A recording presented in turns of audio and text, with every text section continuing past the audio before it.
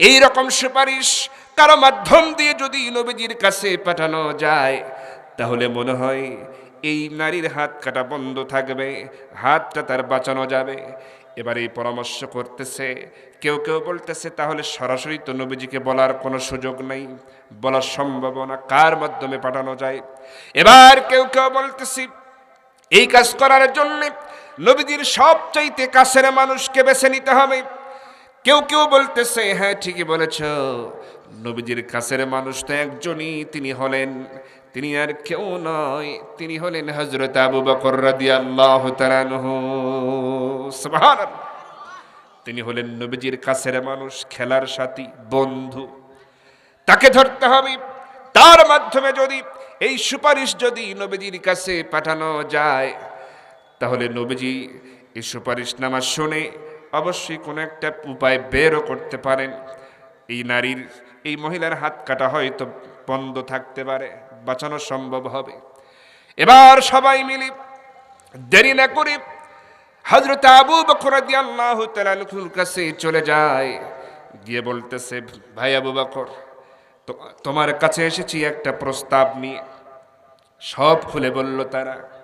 বলতেছে নবীজির কাছে একটু সুপারিশটা নিয়ে যাও, যাতে করে মাখজুম গোত্রের এই নারীর হাত না কাটে। এবার আবু বকর রাদিয়াল্লাহু তাআলা আনহু মাখজুম গোত্রের নেতাদের কথা শুনে কিছুক্ষণ চিন্তিত হয়ে পড়লেন, নীরব হয়ে গেলেন। এরপরে বলছেন, শোনো নেতারা, তোমরা হয়তো জানো না আমি আবু বকর আল্লাহর বিধানের পরিপন্থী কোনো কথা নবীজির সামনে কোনোদিন কোনোভাবেই আমার দ্বারা বলা সম্ভব হবে না। আল্লাহু আকবার। আমার ভাইয়েরা, তারা হয়রান পেরেশান হয়ে যাচ্ছে, অস্থির হয়ে যাচ্ছে, তাহলে কাকে ধরব? কেউ বলতেছে তাহলে হযরত ওমরকে ধরো, তার সাহস বেশি, সেই এই সুপারিশ করতে পারবে। নেতারা তখন হযরত ওমর রাদিয়াল্লাহু তাআলা আনহুর কাছে চলে যায়, গিয়ে বলতেছে, ওমর রে, আমাদের গোত্রের পক্ষ থেকে তোমার কাছে সুপারিশ, নবীজির কাছে একটু সুপারিশটা নিয়ে যাও, ফাতিমার যেন হাত কাটা বন্ধ করা হয়, একটা উপায় যেন নবীজি বের করে দেন।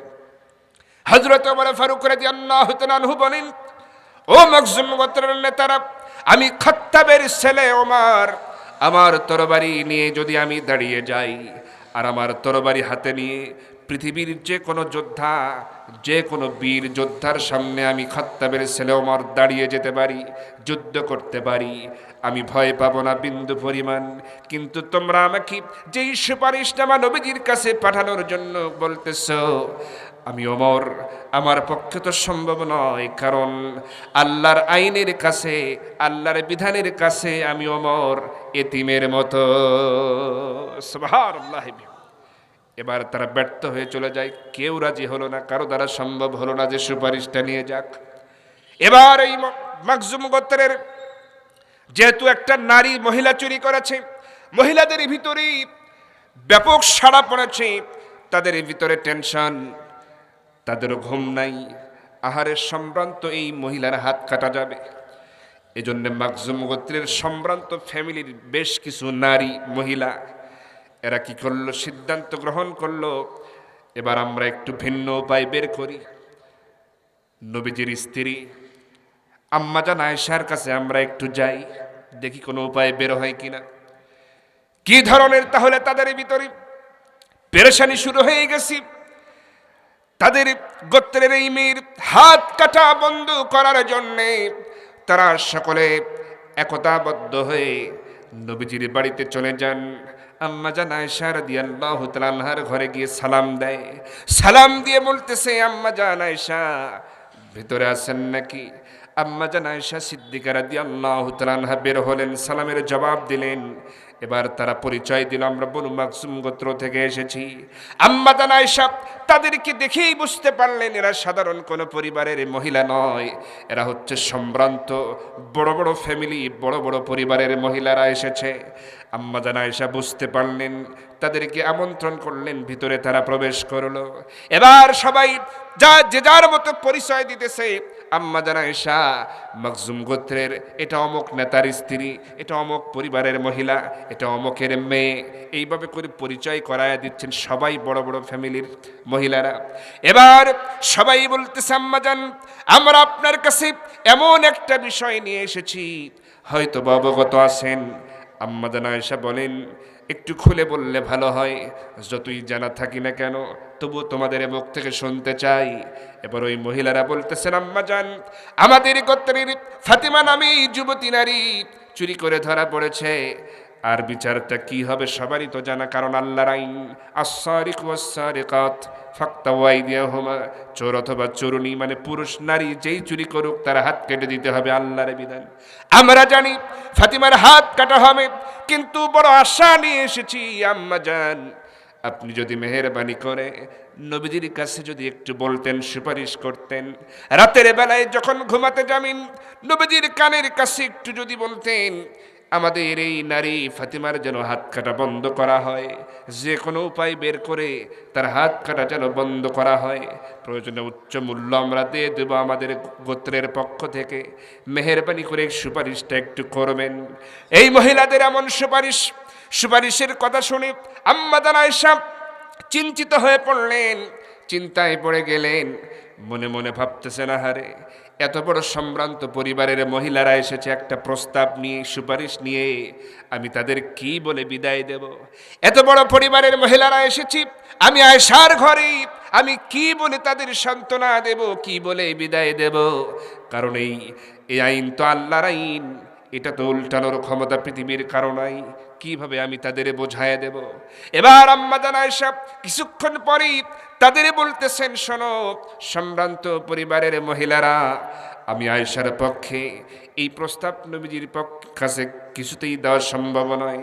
আমি নবীজির স্ত্রী হতে পারি, নবীজির স্ত্রী হতে পারি, কিন্তু আল্লাহর বিধানের পরিপন্থী এমন কথা নবীজির কাছে আমার বলার সাহস নাই, আমি বলতে পারবো না। কিন্তু তবু যেহেতু তোমরা এসেছ, বহু কষ্ট করে এসেছো এবং সাধারণ ফ্যামিলির মেয়ে না তোমরা, যেহেতু কষ্ট করে এসেছ আমি তোমাদের একটা পরামর্শ দিতে পারি, যদি তোমরা শুনতে চাও। মহিলারা মনে মনে ভেবেছে অবশ্যই কোনো উপায় বের হবে। এবার বলতেছে আম্মা জান আয়েশা কি পরামর্শ আছে একটু আমাদেরকে বলে দেন। এবার আম্মা জান আয়েশা বলতেছেন শোনো মহিলারা, বনু মাখজুম গোত্রের নারীরা শোনো, আমি তো বলতে পারবোই না, কেউ বলতে পারবে না এই সুপারিশ নবীজির কাছে, তবে একজনই পারবে, আমি তার নাম তোমাদেরকে বলতে পারবো, যেই ব্যক্তিটা, যেই লোকটা এই সুপারিশ নবীজির কাছে দিতে পারবে, এই লোকটার আমি নাম বলে দিতে পারবো। এই কথা শোনা মাত্রই বনু মাখজুম গোত্রের নারীরা তারা এখন হতবাক হয়ে যায়, আশ্চর্য হয়ে যায়, শুধু তাই নয় মনে মনে তারা খুশিও হয়ে যায়, আর বলতে থাকে আম্মা জান তাড়াতাড়ি করে বলুন কোন সেই ব্যক্তি, কার মাধ্যমে সুপারিশ পাঠানো যাবে। আমার বন্ধুগণ আপনারা কি শুনতে চান তার নাম কি? সে কিন্তু একজন যুবক মানুষ। আম্মা জান আয়েশা বললেন সে আর কেউ নয়, সে হচ্ছে নবীজির নাতি, সে হচ্ছে ওসামা বিন জায়েদ তার নাম। আমার বন্ধুগণ ওসামা বিন জায়েদ যিনি হলেন হযরতে জায়েদ বিন হারেসার সন্তান, আমার নবীজির পালক পুত্র ছিল জায়েদ বিন হারেসা, জানেন তো সবাই, তার সন্তান হলো ওসামা, এজন্য ওসামা বিন জায়েদ নবীজির হলো নাতি। আচ্ছা বলেন তো দাদা আর নাতির মধ্যে একটা আলাদা অন্তরঙ্গ সম্পর্ক থাকে কি থাকে না? আমার ভাইরা, পিতা এবং ছেলে এই সম্পর্ক হলো আগে, দাদা আর নাতির সম্পর্ক হলো কিছুটা দূরে।